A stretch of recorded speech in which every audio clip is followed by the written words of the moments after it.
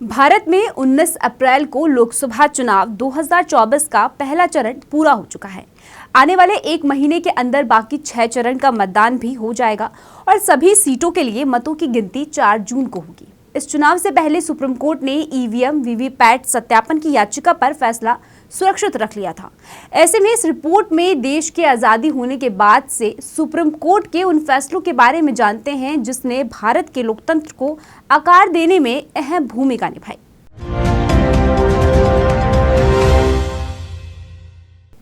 नमस्कार, मेरा नाम है तान्या अधिकारी और इस वक्त आप देख रहे हैं वे अब समाचार। साल 2013 के सितंबर महीने में सुप्रीम कोर्ट ने मतदाताओं के सामने नोटा का विकल्प रखा था। नोटा का मतलब होता है नन ऑफ द अबव। उस वक्त कोर्ट ने कहा था कि किसी भी वोटिंग करने वाले मतदाताओं को ये हक मिलना चाहिए कि वह राजनीतिक पार्टियों द्वारा चुनाव में खड़े किए गए उम्मीदवारों को खारिज कर सके। उस वक्त सुप्रीम कोर्ट ने कहा था कि अगर जनता नोटा बटन दबाकर उम्मीदवारों को खारिज करती है तो इससे राजनीतिक दलों को भी लोगों की इच्छाओं का सम्मान करने पर मजबूत होना पड़ेगा और पार्टी ऐसे लोगों को मैदान में उतारेगी जो कि ईमानदारी होंगे।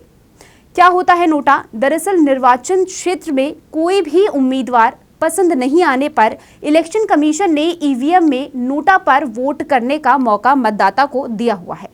वोटिंग के दौरान नोटा का इस्तेमाल इलेक्ट्रॉनिक वोटिंग मशीन और बैलेट पेपर दोनों ही तरह किया जा सकता है। यहाँ ध्यान देने वाली बात यह है कि नोटा भले ही किसी की हार तय नहीं कर सकता, लेकिन इस वोट की गिनती होती है और उसे अमान्य वोट नहीं माना जा सकता।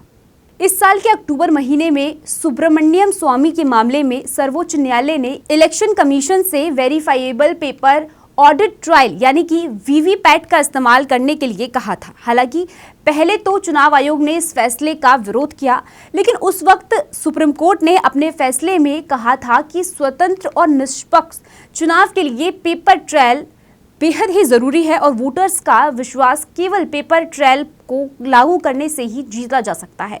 उस वक्त सुप्रीम कोर्ट ने अपने फैसले में ये भी कहा था कि ईवीएम के साथ वीवीपैट सिस्टम होने से ही ये पता चलेगा कि हमारी मतदान व्यवस्था कितनी सटीक है।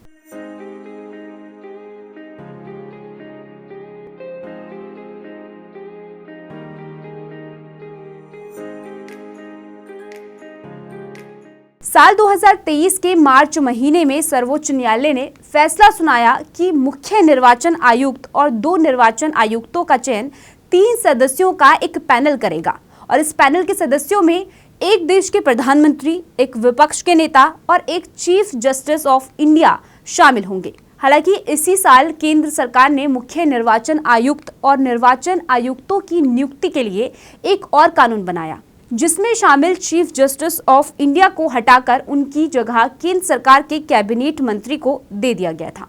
आपको याद होगा कि साल 2017 तक केंद्र सरकार इलेक्टोरल बॉन्ड की योजना लेकर आई थी, जिसके तहत कोई भी शख्स, कंपनी या फिर कॉरपोरेटर समूह अपने मनपसंद राजनीतिक दल को जितनी मर्जी चाहे उतनी चुनावी फंडिंग कर सकता था। हालांकि सुप्रीम कोर्ट की 5 जजों की बेंच ने इलेक्टोरल बॉन्ड योजना को रद्द कर दिया है। इतना ही नहीं, कोर्ट ने फैसले के दौरान राजनीतिक दलों को चंदा देने वालों के नाम गुप्त रखने को असंवैधानिक भी ठहराया था।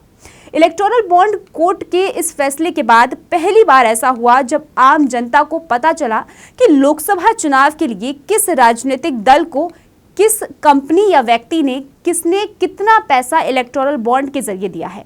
तो ये थे आज़ादी के बाद के सुप्रीम कोर्ट के कुछ ऐसे फैसले जिसने भारत के लोकतंत्र को आकार देने में काफ़ी अहम भूमिका निभाई।